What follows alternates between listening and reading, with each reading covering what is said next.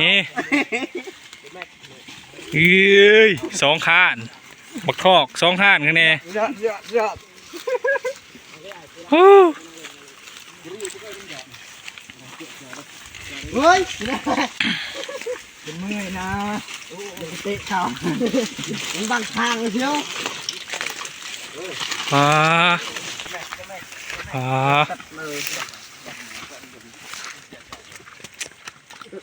าเกือบเชียวตีครับบักสองข้าน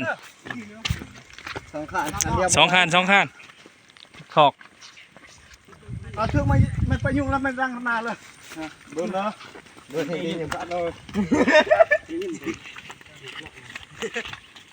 เสียงรถเขาได้จุดก่อนบ่ฮะเนี่ยนะที่เนาะบุช้ำนี่เนาะเต็มข้านเดียวแต่ว่าห้ามจนเศร้าหมดเลย